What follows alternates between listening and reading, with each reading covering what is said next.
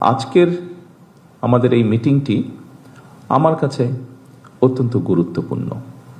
এই জন্য গুরুত্বপূর্ণ যে আগামী বাংলাদেশের আইন বা সংবিধান অনুযায়ী আগামী 5 বছর আমরা অনেকেই একসাথে কাজ করব। সেজন্য আমি আমার যে সকল সহকর্মীদের সাথে, সেটি যেই পর্যায়েই হোক না কেন, আমার যে সকল সহকর্মীদের সাথে কাজ করব, নিশ্চয়ই আপনার এবং আমার উভয়ের প্রয়োজন অন্তত একটি সৌজন্যমূলক আমাদের মধ্যে যদি একটি সম্পর্ক থাকে, একটি আনুষ্ঠানিকতা থাকে, সেটি আমাদের উভয়ের জন্য আগামী দিনে কাজ করতে সুবিধা হবে। উপস্থিতিবৃন্দ, আমরা আজকে যারা এখানে উপস্থিত হয়েছি, আমরা আমাদের বিভিন্ন অবস্থান থেকে এখানে উপস্থিত হয়েছি। প্রথমেই আমি মনে করি আল্লাহর দরবারে আমাদের শুকরিয়া আদায় করা উচিত যে আমাদের প্রত্যেককে, আপনারা যে পর্যায় থেকে এখানে উপস্থিত হয়েছেন, যেই র্যাঙ্কেই আপনারা কাজ করছেন না কেন, প্রত্যেকেই কিন্তু আপনারা একটি অত্যন্ত গুরুত্বপূর্ণ জায়গায় কাজ করছেন। এমন একটি আপনারা জায়গায় কাজ করছেন যেখানে সমগ্র জাতির, সমগ্র দেশের একটি দায়িত্বভার বিভিন্নভাবে আপনার উপরে কিন্তু অর্পিত আছে। উপস্থিতিবৃন্দ, আমরা যে দেশটিতে বাস করছি, এই দেশটির সম্পর্কে কম বেশি আমাদের একটি ধারণা আছে। আমরা এই দেশেই জন্মেছি, এই দেশে আমরা বড় হয়েছি। এই দেশের কোথায় কি আছে, মানুষ কিভাবে থাকছে, মানুষ কতটুকু ভালো আছে, কতটুকু খারাপ আছে, তাদের শিক্ষা ব্যবস্থা কি, তাদের স্বাস্থ্য ব্যবস্থা কি, তাদের জীবনযাত্রা কেমন, এই সব কিছুই কিন্তু কম বেশি এখানে উপস্থিত প্রত্যেকটি মানুষেরই ধারণা আছে। এবং সেই জন্যই আমি বলেছি আল্লাহর কাছে আমাদের শুকরিয়া আদায় করা উচিত যে আল্লাহ আমাদেরকে সুযোগ দিয়েছেন এমন একটি জায়গায় কাজ করার, যেখানে আমরা কাজ করলে, আমরা যদি আমাদের উপর অর্পিত দায়িত্ব সঠিকভাবে আমরা পালন করতে পারি, নিশ্চয়ই আমরা এই যে প্রায় 20 কোটি মানুষ দেশে, যে 55,126 বর্গ মাইল, যে দেশটি নিয়ে আমরা গৌরব বোধ করি, যে দেশটিকে আমরা আপন মনে করি, যে দেশটিকে আমরা আমাদের প্রথম এবং শেষ ঠিকানা মনে করি, এই দেশ এবং এই দেশের যারা নাগরিক, তাদের আমরা ভাগ্যের পরিবর্তন করতে সক্ষম। আমরা উপস্থিতিবৃন্দ, আমি আপনাদের সামনে আজকে অবশ্যই একটি দায়িত্ব নিয়ে আপনাদের সামনে আমি বসে আছি, বা আপনাদের সাথে কাজ করছি, বা আপনাদের সামনে উপস্থিত হয়েছি। কিন্তু তার আগে একটি পরিচয় আছে, আমি একজন রাজনৈতিক কর্মী এবং একটি রাজনৈতিক দলের আমি প্রতিনিধিত্ব করি। কিছুদিন আগে দেশে একটি নির্বাচন অনুষ্ঠিত হয়েছে। এই নির্বাচনে আমরা দেখেছি বাংলাদেশের মানুষ নির্দ্বিধায়, মুক্তভাবে, স্বাধীনভাবে, ভয় ভীতিহীনভাবে তাদের ভোট প্রদান করেছে। বিশ্বের যে কোনো গণতান্ত্রিক রাষ্ট্রে যখন রাজনৈতিক দলগুলো নির্বাচনে অংশগ্রহণ করে, তাদের কিছু বক্তব্য থাকে, তাদের কিছু কর্মপরিকল্পনা থাকে। যেই কর্মপরিকল্পনাকে আমরা ম্যানিফেস্টো বলি, এবং সেই ম্যানিফেস্টো তারা উপস্থাপন করে জাতির সামনে। এবং যখন একটি গণতান্ত্রিক ব্যবস্থার মাধ্যমে একটি রাজনৈতিক দল নির্বাচিত হয়, খুব স্বাভাবিকভাবেই আমাদেরকে ধরে নিতে হয় যে ম্যানিফেস্টো তারা জাতির সামনে উপস্থাপন করেছিল, সেই ম্যানিফেস্টোর পক্ষে বাংলাদেশের মানুষ রায় প্রদান করেছে, এবং সেজন্য সেই দলটি নির্বাচনে জয়লাভ করেছে। বাংলাদেশের ক্ষেত্রে গত 12 তারিখে যে নির্বাচন অনুষ্ঠিত হয়েছে, সেই নির্বাচনে আমার দল এবং একই সাথে অন্যান্য রাজনৈতিক দল যারা জাতীয় নির্বাচনে অংশগ্রহণ করেছিলেন, প্রত্যেকেই তারা তাদের অবস্থান থেকে তাদের দর্শন বা ম্যানিফেস্টো উপস্থাপন করেছেন, তাদের পরিকল্পনা উপস্থাপন করেছেন। ভোটের রেজাল্ট কি হয়েছে আপনারা দেখেছেন। বাংলাদেশের মানুষ, সেই হিসাবে আমরা ধরে নিতে পারি, বাংলাদেশের মানুষ, ভোটের হিসাব যদি আমরা করি, বাংলাদেশের মানুষ বাংলাদেশ জাতীয়তাবাদী দলের ম্যানিফেস্টোকে সমর্থন দিয়েছে বা সেটির পক্ষে রায় দিয়েছে। এবং রাজনৈতিক দল হিসাব আমরা যে ম্যানিফেস্টো জনগণের সামনে উপস্থাপন করেছি, সেই ম্যানিফেস্টো স্বাভাবিকভাবে আমরা বাস্তবায়ন করব। এবং একই সাথে পৃথিবীর যে কোনো গণতান্ত্রিক রাষ্ট্রে যখন একটি রাজনৈতিক দল যারা জয়লাভ করে, সরকার গঠন করে, তারা তাদের ম্যানিফেস্টো বাস্তবায়ন করে। তবে এই ম্যানিফেস্টোকে যদি আমাদের বাস্তবায়ন করতে হয়, খুব স্বাভাবিকভাবে আপনারা যারা প্রজাতন্ত্রের যারা কর্মকর্তা এবং কর্মচারীবৃন্দ, অবশ্যই আপনাদের সহযোগিতা প্রয়োজন। উপস্থিতিবৃন্দ, আমরা যে ম্যানিফেস্টো দিয়েছি, অবশ্যই আমার ধারণা আপনারা কম বেশি সকলেই সেই ম্যানিফেস্টো দেখেছেন। সেই ম্যানিফেস্টোতে অনেক বিষয়ের মধ্যে আমরা উল্লেখ করেছি কি আমরা করতে চাই বাংলাদেশের মানুষের স্বাস্থ্য ব্যবস্থা নিয়ে। সেই ম্যানিফেস্টোর মধ্যে আমরা উল্লেখ করেছি এই দেশের সন্তানদের শিক্ষা ব্যবস্থাকে আমরা কিভাবে গড়ে তুলতে চাই। সেই ম্যানিফেস্টোর মধ্যে আমরা উল্লেখ করেছি এই দেশের সন্তান সহ এই দেশের মানুষের তরুণ সমাজের ক্রীড়া ব্যবস্থা আমরা কিভাবে গড়ে তুলতে চাই। আমরা উল্লেখ করেছি আমাদের ম্যানিফেস্টোতে আমরা নারীকে এম্পাওয়ার্ড করার জন্য তাদেরকে আমরা কিভাবে সহযোগিতা করতে চাই, সেটি শিক্ষার ক্ষেত্রে হোক, সেটি অর্থনৈতিকভাবে নারীদেরকে স্বাবলম্বী করে গড়ে তোলার ক্ষেত্রে হোক। উপস্থিতিবৃন্দ, আমরা খুব পরিষ্কারভাবে সুন্দরভাবে উল্লেখ করেছি, ভাগ করে আমরা ডিপার্টমেন্ট ভাগ করে আমরা উল্লেখ করেছি যে আমরা কিভাবে এই দেশের মানুষের কর্মসংস্থানের ব্যবস্থা করতে চাই, সেটি দেশীয় বিনিয়োগের মাধ্যমে হোক, সেটি বিদেশি বিনিয়োগের মাধ্যমে, সেটি বন্ধ কলকারখানাগুলো চালু করার মাধ্যমে হোক। অর্থাৎ মানুষ যাতে বেকার না থাকে, যত কম সংখ্যক মানুষ বেকার থাকবে দেশের জন্য ততটা ভালো হবে, মানুষ ততটা স্বাচ্ছন্দ্যে থাকবে। অর্থাৎ আমরা চেয়েছি এই দেশের মানুষ কাজ করতে জানে, কাজে তাদেরকে কাজের পরিবেশ তৈরি করে দেওয়া। উপস্থিতিবৃন্দ, আমরা আমাদের ম্যানিফেস্টোতে উল্লেখ করেছি একটি খুব গুরুত্বপূর্ণ বিষয়, সেটি হচ্ছে এক, মানুষকে অবশ্যই সেফ ফিল করতে হবে, সেটি রাস্তাঘাটে হোক, সেটি তার অফিস আদালতে হোক, সেটি পথ চলায় হোক, সেটি তার ব্যবসা বাণিজ্য হোক, এমনকি সেটি পরিবার নিয়ে যখন সে ঘরে থাকবে সেখানেই হোক।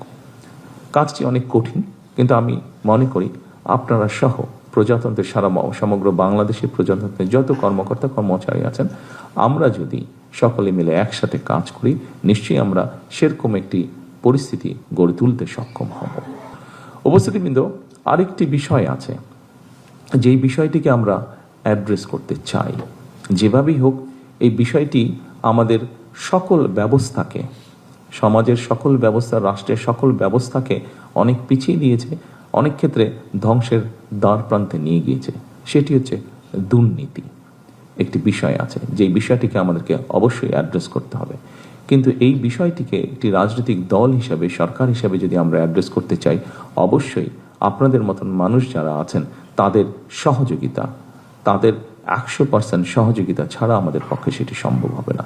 এবং আমি আমার রাজনৈতিক সরকারের পক্ষ থেকে আমি দৃঢ়ভাবে বিশ্বাস করতে চাই এখানে উপস্থিত যে সকল প্রজাতন্ত্রের কর্মকর্তা কর্মচারীবৃন্দ আছেন, আপনাদের পূর্ণ সহযোগিতা আমরা ইনশাল্লাহ পাবো, এটি আমরা দৃঢ়ভাবে বিশ্বাস করি। উপস্থিতিবৃন্দ, আপনারা এখানে সকলেই অভিজ্ঞ কর্মকর্তা এবং কর্মচারীবৃন্দ। স্বাভাবিকভাবেই একটি বিষয় আমাদের কাছে খুবই গুরুত্বপূর্ণ, সেটি হচ্ছে অবশ্যই সরকারের মূল দুটো বিষয় থাকে। একটি হচ্ছে দেশের এবং রাষ্ট্রের স্বার্থে অবশ্যই অনেকগুলো কাজ আছে যেটি দেশকে, দেশের রাষ্ট্রের স্বার্থে আমাদেরকে যেটি ফলো করতে হয়, সেটি হচ্ছে বিভিন্ন রাষ্ট্রীয় ব্যাপারে কিছু গোপনীয়তা থাকে।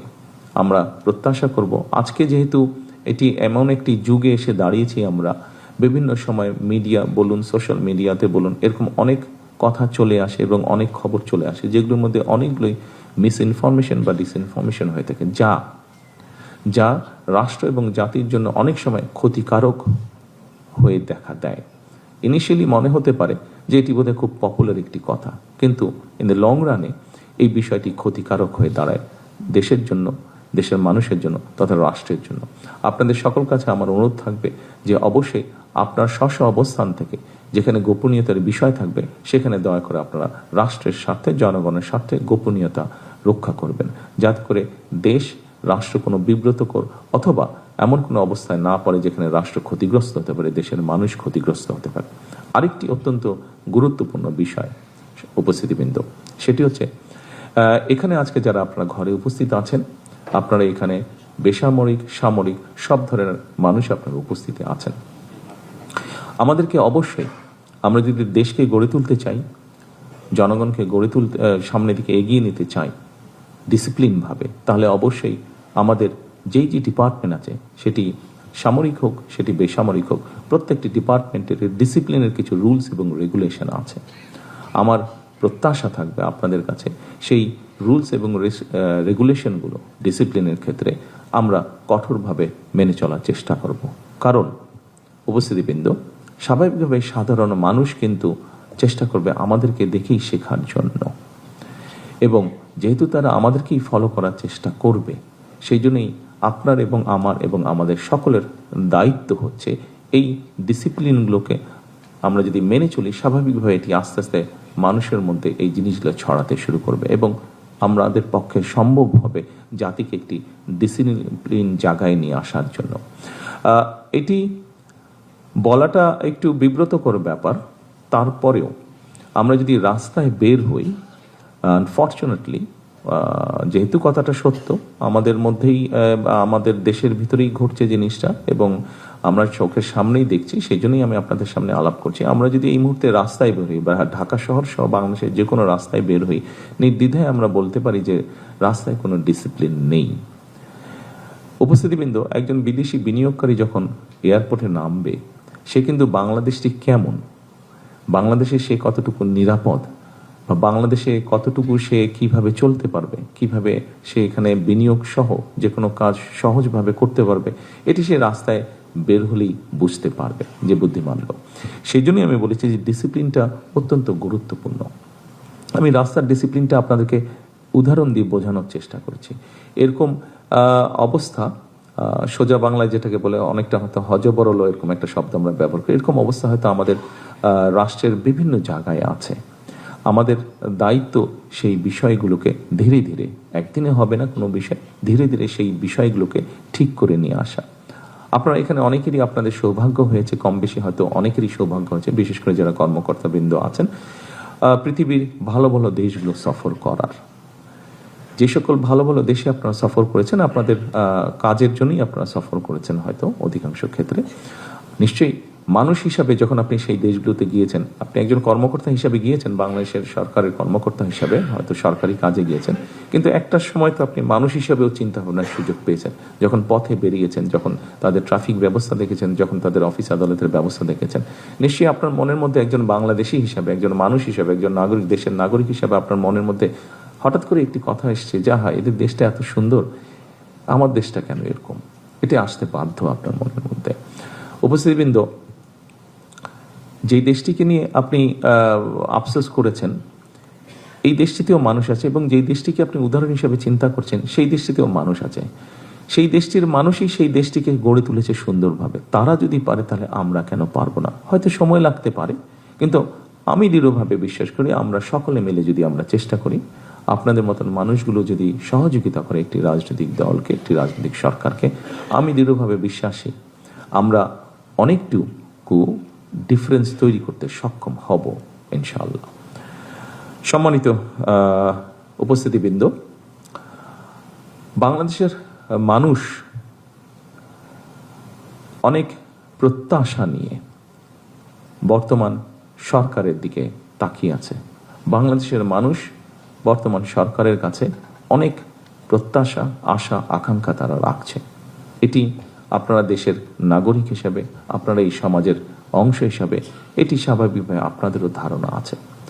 কিন্তু যে সরকারের কাছে প্রত্যাশা রাখছে বাংলাদেশের মানুষ, আপনারাও কিন্তু সেই সরকারেরই একটি অংশ, এবং সরকার ভালো চলবে তখনই যখন আপনারা সরকারকে সহযোগিতা করবেন।